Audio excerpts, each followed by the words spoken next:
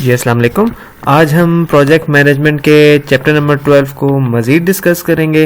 Chapter number 12 था आपका outsourcing managing inter organisational relations. इसमें हमने थोड़ा सा डिस्कस किया था कि आउटसोर्सिंग बेसिकली क्या होती है, ठीक है, उसके एडवांटेजेस क्या हैं, डिसएडवांटेजेस क्या हैं। फिर हमने डिस्कस किया था कि मैनेजिंग इंटर ऑर्गेनाइजेशन रिलेशंस क्या होते हैं, ठीक है, उसकी डेफिनेशन थोड़ी सी पढ़ी थी, उसका कॉन्सेप्ट किया था हमने। अब इसको हम फर्दर डिस्कस करते हैं। सबसे पहले हम डिस्कस करेंगे कि प्रोसीजर क्या होता है, वो क्या प्रोसेस है आउटसोर्स करने का। कोई भी अगर आपने कोई प्रोजेक्ट कोई काम जो है उसको करना है, तो बेसिकली अगर आप देखें तो सबसे पहले जिस टाइम आप करते हैं ना आउटसोर्स, तो सबसे पहले तो आप करेंगे कि उसका एक बाकायदा जैसे से एक प्लानिंग फेज होता है, ठीक है, आप उसको बाकायदा प्लान करेंगे, ठीक हो गया। और प्लान फेज में आप ये भी डिसाइड करेंगे कि क्या एक्टिविटी या कौन कौन सी एक्टिविटीज जो हैं वो इस टाइम आपको आउटसोर्स करनी है, ठीक हो गया। अगर फर्ज करें कोई मेगा प्रोजेक्ट है, ठीक है, और उसको आपने कंप्लीट करना है और आपके पास टाइम थोड़ा या स्किल्स आपके पास वो नहीं है, तो उसमें से कौन कौन सी एक्टिविटीज हैं जो आप खुद कर सकते हैं और कौन कौन सी एक्टिविटीज हैं जिसको आपने आउटसोर्स करना है, ठीक हो गया। इसमें लाइक मैं आपको एक एग्जांपल दे देता हूँ। बोइंग जो जहाज है बोइंग, तो वो सीट्स कहीं और से बनवाता है, ठीक है, इंटीरियर कहीं और से बनवा लेता है, ठीक है, इंजन कहीं और से करवा लेता है।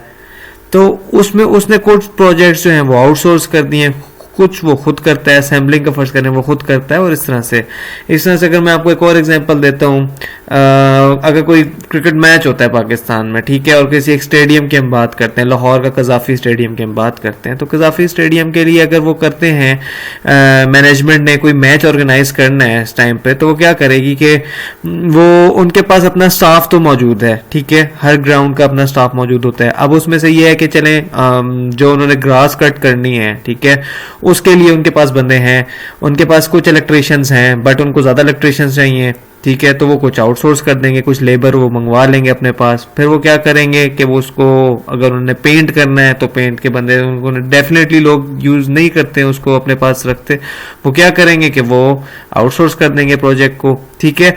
तो वो सारी एक्टिविटीज़ डिफाइन होती हैं कि कितना पार्शली आउटसोर्स करना है, कितना फुली करना है, ठीक हो गया।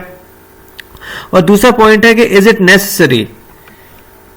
अब पॉइंट ये है कि क्या वो वाकई में ज़रूरी है भी या नहीं, या उसका at the cost of what, मतलब फ़ायदा उसका है अगर हम आउटसोर्स करते हैं, या उसका नुकसान है लॉन्ग टर्म में देखा जाए। लाइक मैं आपको एक एग्जांपल दूंगा कि एक फर्म है, ठीक है, वो रेंट पे एक कार लेती है, ठीक है, 2 साल के लिए समझ लें। अब वो 2 साल के रेंट पे जो कार लेती है, अगर तो वो इतना रेंट पे कर रही है उसका, लाइक 40,000 या 50,000 फर्स्ट करें, कोई एक मॉडल का वो पे करती है, तो क्या वो 24 मंथ्स बाद उसकी टोटल कॉस्ट क्या होगी? अगर तो वो गाड़ी के आसपास की ही बनती है, या बेशक उसकी 70-80% बन जाती है, 60% भी बन जाती है, तो फिर बंदा ये सोचे कि क्या वर्थ इट है कि मैं उस गाड़ी को इस तरह से परचेज करूं, मतलब रेंट पे लूं, ठीक है। उसने जो ड्राइवर और इस तरह से गाड़ी ले रहा है, तो बंदा यहाँ पे जो है ना अपने उस एक्टिविटी को, उस प्रोजेक्ट को, उस चीज को कॉस्ट की बेस पे या बाकी चीज़ों की बेस पे चेक करता है। मैंने आपको कॉस्ट की एग्जांपल दी है इसी तरीके से अभी कि मेरे लिए वो फायदेमंद है कि नहीं। अगर तो वो मुझे गाड़ी इन दी एंड अगर 10 लाख मुझे उसका देना है रेंट, फर्ज करें टोटल उसका जो है 2 साल का, और मैं एक अच्छी गाड़ी, उतने शायद आप मॉडल की नहीं, लेकिन एक अच्छी गाड़ी अगर मुझे फर्ज करें 10 लाख में मिल जाती है, तो मैं अपनी गाड़ी खुद क्यों ना फर्म के लिए परचेज कर लूं, ठीक हो गया। तो आप यहाँ पे देखते हैं, कैलकुलेट करते हैं उन चीज़ों को कि क्या वो वर्थ इट है कि आप उसको आउटसोर्स करें, ठीक है। अगर तो मुझे फर्ज करें 1 आध मंथ के लिए चाहिए, तो फिर तो बहुत ही अच्छी बात है कि मैं रेंट पे ही लूँ, लेकिन अगर मुझे इतने लॉन्ग टर्म के लिए चाहिए या इस तरह से कोई कॉस्ट है, तो फिर मैं ये सोचूंगा कि मैं वो उसको करूँ या ना करूँ। एक और एग्जाम्पल ये है कि मैंने फर्ज करें कि मेरा कोई एक गार्डन है, ठीक है, और उसके लिए मुझे मैं हर महीने एक वो बंदा रखा हुआ है जो कि मुझसे 1000 रुपीज़ में सिर्फ घास काटता है, और मेरा लॉन नॉर्मल साइज़ का है, ठीक है। तो मैं क्यों ना 5000 की एक मशीन परचेज कर लूँ जो ग्रास कटिंग का काम कर ले, ठीक हो गया। तो आप यहाँ पे कैलकुलेट करते हैं इज इट नेसेसरी और नॉट, ठीक है। फिर ये है कि उसके प्रोज एंड कॉन्स क्या हैं, ठीक है।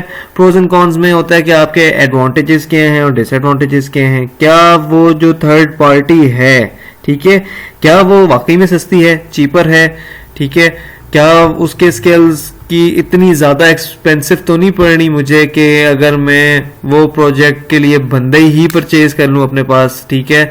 अगर मेरे पास वो लॉन्ग टर्म प्रोजेक्ट है तो मैं उसको इस तरह से कर लूँ कि मैं बंदा ही हायर कर लूँ उस प्रोजेक्ट के लिए, ठीक है, या मैं वो स्किल खुद सीख के वो काम करना स्टार्ट कर दूँ, ठीक हो गया। तो ये आप देखते हैं सबसे पहले वो प्राइस क्या है, ठीक है। अगर मल्टीपल हैं ऑर्गेनाइजेशन तो फिर आप देखेंगे कि कौन सी पार्टी है जिसको आपने देना है, क्या वो रिलायबल है कि नहीं है, ठीक है। ये बड़ा इंपॉर्टेंट क्वेश्चन होता है। आप यूजली जिस टाइम भी ऑनलाइन प्रोजेक्ट्स देते हैं किसी को तो लोग यूजली आपके रिव्यूज ही पढ़ते हैं, ठीक है। वो देखते हैं कि आपके रेटिंग्स क्या हैं, फिर उसी रेटिंग्स की बेस पे आपको देते हैं प्रोजेक्ट कि कितने लोगों ने इन टाइम दिया है काम, ठीक है, किसने अपने क्लाइंट को तंग किया है, किसने किया है, किसकी कम्युनिकेशन अच्छी थी। तो यहाँ पे आप जो है बेसिकली देखते हैं कि वो रिलायबल है कि नहीं, फिर जो काम आपने उसको बताया वो काम कर रहा है कि नहीं, ठीक है।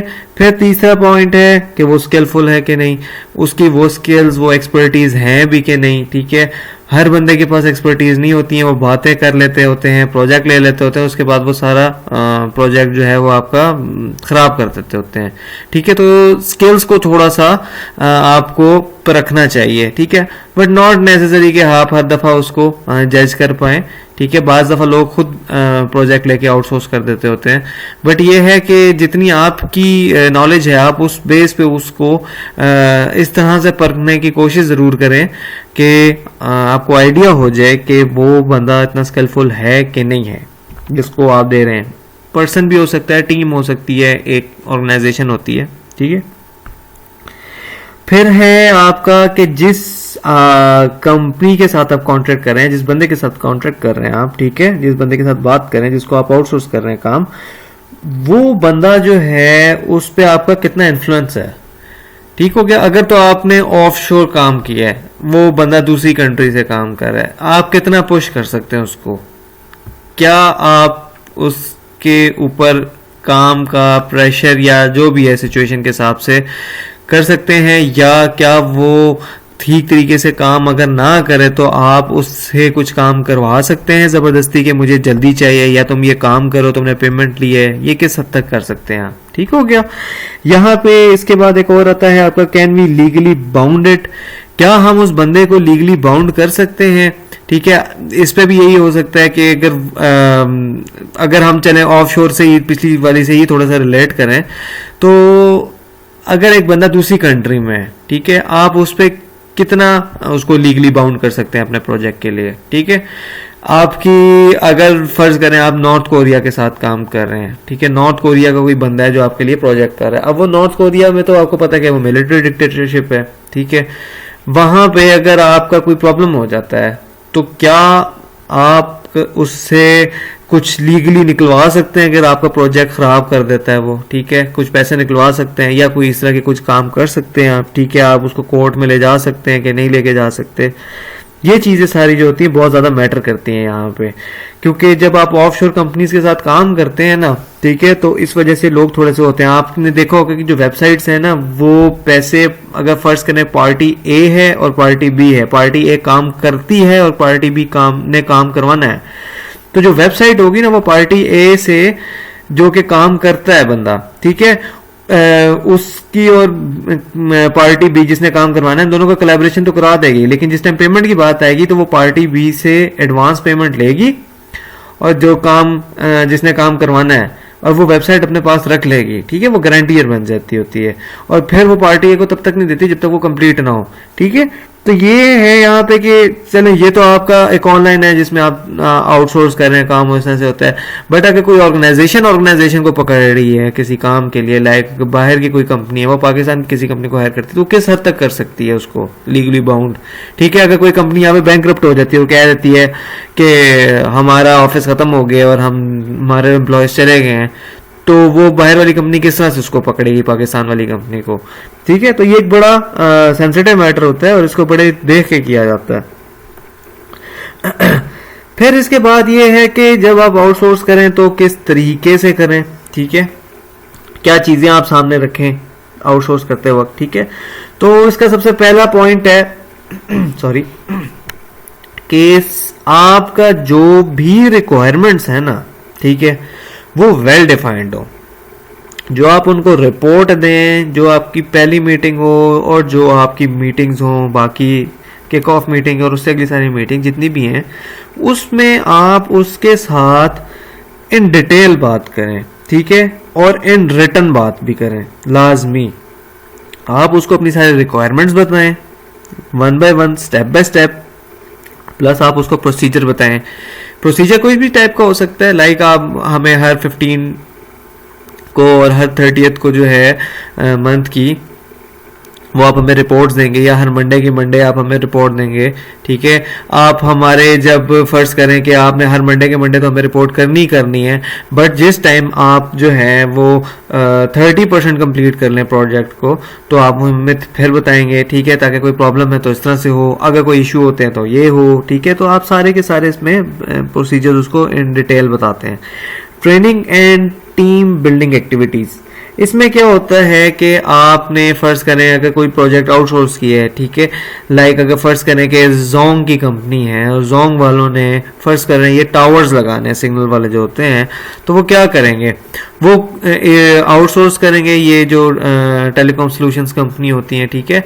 तो उनके साथ क्या होगा कि फिर वो मीटिंग्स कराएंगे, ठीक है, जो टीम्स आके काम करेंगी, फिर उनके साथ मिलके कुछ वो अपने टीम के बंदे भेजेंगे, कुछ उनकी टीम के बंदे होंगे, उन लोगों की शुरू में ट्रेनिंग कराएंगे कि हमें जो चाहिए वो हमारा स्टैंडर्ड ऑपरेटिंग प्रोसीजर ये है कि आपने इस तरह से काम करना है, आपके सेफ्टी मेजर्स ये होने चाहिए, आपने इस तरह से काम करना है, स्टेप बाय स्टेप यूं करना है, पहले आपने हमें इसका ये प्रोसीजर बना के देना है ऑन पेपर्स, फिर आपने इसको प्रैक्टिकली इंप्लीमेंट करना है, ठीक है। तो वो सारी चीज़ें आपसे इन डिटेल इस तरह से समझाएंगे, ट्रेनिंग कराएंगे। फिर इसी दौरान वो जो काम करने वाले हैं, मतलब जो आउटसोर्स कर रहे हैं लोग, और वो वाली टीम जो आउटसोर्स कर रही है, मतलब पार्टी है, यहाँ पे जैसे मैं जोंग का कह रहा हूँ कि जोंग के कुछ बंदे आपके साथ बैठे होंगे, प्लस वो जो बाहर की कंपनी है, जो टेलीकॉम सॉल्यूशंस कंपनी है, ठीक है, ये दोनों मिलके जो है फिर टीम बिल्डिंग भी करेंगे, ठीक है, कि किस बंदे के साथ काम करना है, किस तरह से काम करना है, ठीक है। तो इस तरह से ये होगा कि ताकि आप पहले ही आइस ब्रेकिंग कर देते होते हैं एक दूसरे के साथ, उनका मिलना बैठना हो जाता होता है, आप थोड़े से मेंटली तौर पे एक दूसरे के साथ थोड़ा सा कंफर्टेबल हो जाते हैं, और फिर आप बेहतर तरीके से काम कर सकते हैं। ठीक हो गया। इसमें आपको शायद याद होगा कि टीम बिल्डिंग पिछला चैप्टर जो हमारा था, चैप्टर नंबर 11, उसमें हमने थोड़ा सा डिटेल में डिस्कस किया था, तो उसकी कुछ स्टेप्स जो हैं वो हम इसमें फॉलो करेंगे। ठीक हो गया। इसके बाद ये है कि आपको पता है, थर्ड पॉइंट को मैं डिस्कस कर रहा हूँ, आपको पता ही है कि जब मुख्तलिफ लोग मिलकर काम करते हैं, मुख्तलिफ माइंडसेट्स के लोग, तो कॉन्फ्लिक्ट्स रेज हो ही जाते हैं। ठीक है, तो उनको सॉल्व कैसे करना है, ठीक है, तो उसके लिए आपका बाकायदा जो है वो एक प्रोसीजर होना चाहिए उसका। ठीक है, आपकी समझने की बुक होनी चाहिए। ठीक है, कि जस्ट इन केस खुदा ना खास्ता कोई ऐसी कोई प्रॉब्लम हो जाती है तो उस कंपनी लॉस क्या है उसको किस हिसाब से करना है। ठीक हो गया। या ये आप ये है कि कॉन्फ्लिक्ट आउटसोर्स वालों के लिए बनाना चाह रहे हैं, तो आप वहां पे कोई कॉन्ट्रैक्ट में बताएं कि कोई ऐसा हो तो ये प्रॉब्लम हो तो हम ऐसे डील करेंगे, और फाइनल अथॉरिटी इस बंदे की होगी, वही करेगा। लीगली अगर बहुत ज्यादा प्रॉब्लम्स हो जाती हैं तो फिर वो वहां पे जाएंगे। ठीक है, इस तरह से शायद आपको जहन में हो कि एक्साइड की बैटरी है, रेलेवेंट तो नहीं है बहुत ज्यादा एग्जाम्पल दे रहा हूँ। एक्साइड की बैटरी जो पाकिस्तान में बिकती हैं, उसके बैग पे लिखा हुआ होता है कि अगर खुदा ना खास्ता बायर को कोई प्रॉब्लम है और उसने कोर्ट में चैलेंज करना है तो वो सिर्फ कराची की कोर्ट को चैलेंज कर सकता है, कराची की कोर्ट में चैलेंज कर सकता है, वो इसके अलावा किसी और मुल्क शहर वगैरह में नहीं कर सकता। ठीक है, तो आप इस तरह से ये कह देते होते हैं कि फाइनल अथॉरिटी इसके पास है, अगर ये नहीं होगा तो फिर हम यहाँ पे कर लेंगे, और यहाँ पे भी ना हो सका तो फिर हम इस तरह से इसको करेंगे रिजॉल्व। ठीक हो गया। अच्छा, frequent review and status update, आपसे जैसे मैंने थोड़ी देर पहले भी बात की कि जैसे आप कह देते हैं कि हर मंडे टू मंडे आपने अपनी जो है वो करनी है मीटिंग्स, ठीक है, या आप किसी डे को डिफाइन कर लेते हैं, प्लस आप उसके कर लेते हैं कि हर एक जो आपका ब्रेकडाउन स्ट्रक्चर के हिसाब से हर एक्टिविटी जैसे ही एंड होगी आप उसको बताएंगे, ठीक है। तो आप इस हिसाब से थोड़ा सा लेके चलते हैं, रिव्यूज लेते हैं लोगों के, प्रोजेक्ट मैनेजर्स के, बाकी मैनेजर्स के, ठीक है। आप इसमें कोई एक कंसल्टेंसी के लिए एक फर्म को हायर कर सकते हैं कि वो इंडिपेंडेंट रिसर्च करे इस पे और बताए आपको कि क्या क्या इस पे प्रॉब्लम्स हैं, ठीक है। वो सारे रिव्यू दें, स्टेटस लें, उसके सारे काम है। कोलोकेशन व्हेन नीडेड, अगर ऑफिस को रिलोकेट करना पड़ जाता है तो फिर क्या करना है, ठीक है। ये चीजें आपकी अकॉर्डिंगली सेट हो जानी चाहिए, ठीक है। आपको इसमें कोई प्रॉब्लम नहीं दिखानी चाहिए। लाइक अगर फर्ज करें कि आपकी एक टीम है जिन्होंने यहाँ पे पूरी की पूरी प्रोजेक्ट मैनेजर है, यहाँ पे जोंग की एक एग्जांपल दे देता हूँ कि जोंग वाले कहते हैं कि चलें हमने ये टावर्स लगवाने हैं, और वो एक फर्म को हायर कर लेती है और सारी ट्रेनिंग हो जाती है, टीम बिल्डिंग हो जाती है। वो वहाँ जाते हैं, थोड़ा सा फर्ज करें रिमोट एरिया है, लाइक मुल्तान में चले जाते हैं, वो मुल्तान में जाके लगा रहे हैं, फर्ज करें वहाँ पे कोई ऐसे प्रॉब्लम्स हो जाते हैं कि वो काम थोड़ा सा खराब होना शुरू हो जाता है। तो यहाँ के जो लोकल पार्टी है ना, जो जोंग के हेड ऑफिस में बैठी हुई थी, और दूसरी पार्टी जो है जो टेलीकॉम सॉल्यूशंस कंपनी है, वो आपस के जो उनके कुछ जो लीडर्स हैं दोनों के, वो खुद भी चाहें वहां पे, ठीक है, अकॉर्डिंगली, नॉट नेसेसरी, लेकिन डिपेंड करता है कि अगर कुछ हो जाता है तो यहाँ पे आप लोकेशन चेंज कर लें। तो इस तरह की कोई एक ऐसी सिचुएशन हो जाए, कुछ हो जाए, तो आप अपना अपनी जो है एरिया चेंज कर लें, ठीक हो गया। ये आपकी चीज बड़ी इंपॉर्टेंट है। अच्छा, फिर एक है आपका कि फेयर इंसेंटिव एग्रीमेंट्स, कि आप जो हैं अपने जो ये बनाते हैं बड़े ठीक किस्म के बनाए कॉन्ट्रैक्ट जो हैं, जो आपके एग्रीमेंट्स हैं, ठीक है, जिसमें कोई बायसनेस ना हो, और बड़े मतलब उसको क्लियरली लिखें कि अगर आप इस काम को इतने टाइम में अचीव कर लेते हैं तो हम आपको उससे बोनस भी देंगे, ठीक हो गया। तो आप इस तरह के उनको इंसेंटिव्स दें, इस तरह से बताएं कि अगर आप यूं करेंगे तो हम ये करेंगे, इस तरह से करते हैं तो ये करेंगे।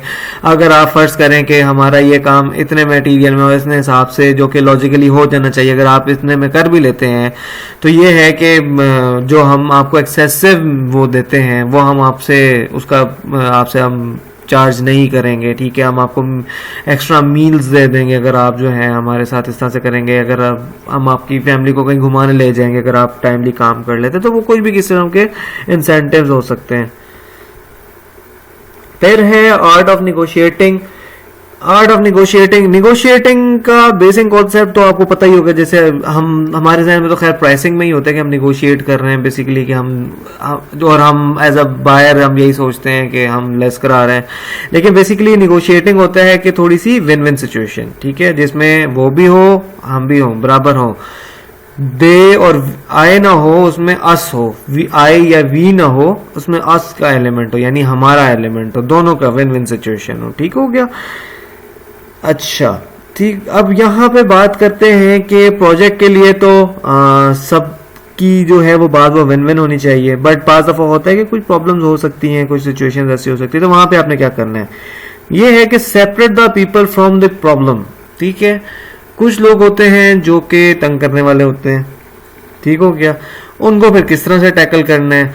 बाज दफा होता है कि आप उनको फायर कर देते होते हैं, बाज दफा होता है कि वो प्रॉब्लम्स पे बहुत ज्यादा वो करना स्टार्ट कर देते होते हैं कि प्रॉब्लम जो मतलब पर्सनल रिलेशनशिप्स में वो प्रॉब्लम्स क्रिएट कर रहे होते हैं और बिला वजह की जो है आपस में कॉन्फ्लिक्ट्स क्रिएट कर देते होते हैं। तो इस चीज को कैसे हैंडल करना है, वहां पे आप ये है कि कोशिश करें कि वो टीम मेंबर्स आपस में अगर किसी तरीके से अगर आप उनकी कोई स्केजुलिंग ऐसे कर लें कि एक पार्टी जो है उनका आपस में पार्टी बी के साथ, मतलब पर्सन ए का पर्सन बी के साथ ज्यादा इंटरेक्शन ना हो, या कुछ इस तरह से आप करें, ठीक है। कोई बीच की जो कहते हैं ना वो निकालनी चाहिए, अफहाम व तफहीम की राह निकालनी चाहिए।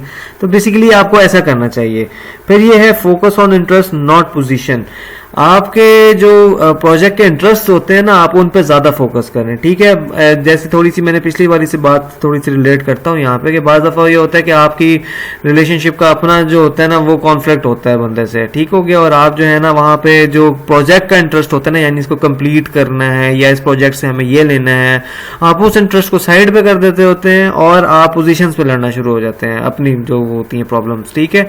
तो यहाँ पे ये इस चीज़ को काउंटर करना चाहिए। लाइक इस तरह से भी हो सकता है, एग्जांपल आपकी बुक में जो दी हुई है कि एक बंदा है वो मार्केटिंग वालों को लीड कर रहा है, ठीक है, और एक बंदा है जो कि ये ऑपरेशंस में है, जो कि ये चीज़ें कोई एक चीज़ डिज़ाइन करता है, बनाता है। और माउस की इन्होंने एग्जांपल दी है, जो आपका कंप्यूटर का माउस होता है। तो उन्होंने कहा था कि प्रॉब्लम ये हुई थी कि जो मार्केटिंग वाला बंदा था उसने कहा कि मुझे मंडे को डिस्प्ले करना है माउस को, ठीक है, आप मुझे मंडे को माउस दें। और जो दूसरी पार्टी थी जो प्रोड्यूस कर रही थी, वो कहते हैं कि आपको वेडनेसडे से पहले हम दे नहीं सकते, क्योंकि प्रॉब्लम ये है कि वेडनेसडे पे भी मैं बड़ी मुश्किल से उसको, मतलब वेडनेसडे से पहले नहीं दे सकता, वेडनेसडे को जो मैं कंप्लीट कर रहा हूँ वो भी मैं एक्स्ट्रा टाइम लगवा के कर रहा हूँ, ठीक हो गया। और यहाँ पे इन दोनों में फिर क्लैश हो जाता है, क्योंकि वो कहता है मार्केटिंग वाला कि मैंने तो लोगों को बुला के इसमें बाकायदा एग्जीबिशन करा दी है और मैंने सारी बुकिंग्स कर ली हैं और ये वो उस तरह से सारी चीज़ें हो गई हैं, मैं अब इसको नहीं बैकआउट कर सकता। तो यहाँ पे फिर ये है कि आपको क्या करना पड़ता है कि फिर इस पे दोनों को मिल मिला के बिठा के फिर उसको समझाना चाहिए ना। फिर वो मार्केटिंग वाला जो है वो थोड़ी सी सुने और बताए कि मैंने यहाँ पे ये काम कर लिया, उसमें इन्वेस्टमेंट हो गई है, ठीक है। अब वो इंटरेस्ट क्या है कि हमें कस्टमर्स चाहिए, हमने चीज़ सेल करनी है और हमें प्रॉफिट चाहिए। वहाँ पे मार्केटिंग वाला इंटरेस्ट की तरफ लेके आए और दूसरी पार्टी को भी इंटरेस्ट जो है कंपनी का वो सोचना चाहिए। अब यहाँ पे ये है कि जब मार्केटिंग वाला बंदा उसको समझाएगा कि देखें कस्टमर्स हैं वो आएंगे, अट्रैक्ट कर रहा हूँ मैं और मैं अब इससे बैकआउट नहीं कर सकता, अगर आप मुझे कुछ सैंपल्स दे दें तो मैं उनको दिखा सकूंगा, तो पार्टी बी जो है वो भी समझ जाएगी कि यार वक्त यहाँ से इस टाइम कस्टमर निकल गया, फिर बड़ा मुश्किल हो जाएगा, ठीक है। तो फिर यहाँ पे क्या होगा कि वो भी इस बात को समझेगा और इस पॉइंट पे आएगा और वो कुछ ना कुछ उसको सैंपल्स प्रोवाइड करेगा, डेफिनेटली करेगा, ठीक हो गया। अनटिल अनलेस के बहुत ही कुछ वर्स्ट सिचुएशन है तो वो कुछ ना कुछ उसको सैंपल प्रोवाइड कर देगा, ताकि बात थोड़ी सी बेहतर तरीके से, कंपनी की रिप्यूट भी ख़राब ना हो और चीज़ें भी हो जाएं, ठीक हो गया। इसके बाद है आपका invent options for mutual gains, ठीक है। आप ऐसी ही सामने चीज़ें रखें, ऐसे ऑप्शंस रखें जो दोनों के लिए विन विन सिचुएशन वाली बात हो, ठीक है।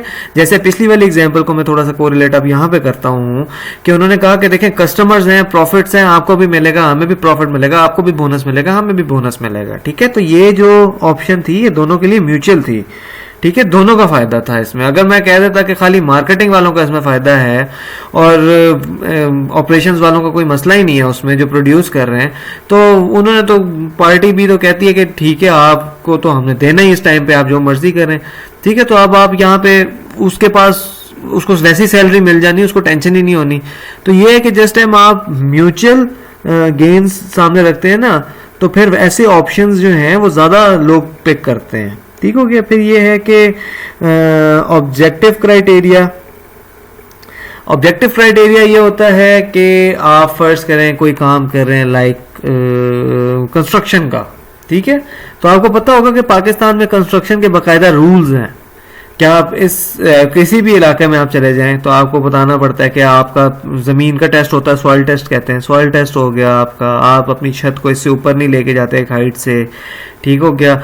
तो और मटेरियल की ये रेशो होनी चाहिए, सारे स्टैंडर्ड्स होते हैं जिसको आपने फॉलो करना होता है। अब ये है कि आप जो इस तरह के क्राइटेरिया जो होते हैं ना उनको फॉलो करना चाहिए, ठीक हो गया, हर तरीके से करना चाहिए उसको। इससे ये होगा कि आपके वैसे ही जो कि प्रॉब्लम्स हो सकते हैं ना वो आप पहले ही मतलब इससे कम रेज करते हैं इश्यूज, ठीक है। तो आपका पहले ही से ही एक तरीके से जो है आप अपने वो सारी चीज़ों को कंट्रोल में रख रहे होते हैं एक तरीके से, अगर आप देखे जाए, ठीक है। ये आप एक तरीके से वैसी रिस्क को कम कर रहे होते हैं। तो और आखिरी चीज़ है डीलिंग विद अनरीजनेबल पीपल। इसमें ये है कि ये और फर्स्ट पॉइंट जो है वो थोड़ा सा कोरिलेट भी होता है, ठीक है हो गया। यहाँ पे ये है कि हम आपकी बुक की जो बात है उसमें ये है कि आप जब निगोशिएट करें ना, ठीक है, तो आप ज़बरदस्ती अपनी ऑप्शन दूसरे पे ना थोपें, आप अगले बंदे की बात ज़रूर सुने, ठीक है। बाज़ दफ़ा होता है कि एक एंगर ही होती है जो कि बस उसने सुनाना होता है और उसके बाद फिर आप दोनों नॉर्मल हो जाते हैं और काम जो नॉर्मल प्रोसीजर है उसको फॉलो कर सकते होते हैं। तो ये भी हो सकता है। फिर दूसरा ये भी हो सकता है कि आप उसको पहले बोलने दें, ठीक है, और उससे क्वेश्चंस करें कि अच्छा आपके जहन में क्या आइडिया है इसको सॉल्व करने का, ठीक हो गया। जब वो अपने आइडियाज़ देगा तो फिर आप मिल बैठ के थोड़ा सा इसको प्रॉब्लम को सॉल्व करने की कोशिश करेंगे, ठीक हो गया। तो इसमें यह है कि जब यहाँ पे ऐसी सिचुएशन हो जाए कि प्रॉब्लम्स क्रिएट हो जाए, कॉन्फ्लिक्ट्स आ रहे हैं, ठीक है, हर तरीके की ईगोज आ रही हैं, सारे प्रॉब्लम्स हो रहे हैं, तो उसको आपने किस तरीके से काउंटर करना है, वो इसके सारे मेजर्स क्या क्या हैं, वो इस तरीके से आप उसको करते हैं। और क्या कहते हैं, जस्ट इन केस कि अगर तब भी ना हो प्रॉब्लम सॉल्व, ठीक है, तो फिर वही बात मैंने आपको जिस तरह से पहले बताई कि क्या लीगली आप कर सकते हैं, क्या क्राइटेरियाज हो सकते हैं, वो सारी चीज़ें इस हिसाब से आप मैनेज कर लेते होते हैं। तो आपके 12th चैप्टर में इतनी ही बात थी आउटसोर्सिंग से रिलेटेड, ठीक हो गया। और इसमें बस यही है कि आपने बेसिकली आउटसोर्स करते वक्त ये सारी चीज़ें सोचनी है, देखनी है कि जब आप आउटसोर्स करें तो आप किस तरह से करें, क्या सोच के करें, क्या ज़रूरी है चीज़ें करना, और जस्ट इन केस कोई प्रॉब्लम हो जाए तो आप किस तरीके से रिजॉल्व कर सकते हैं।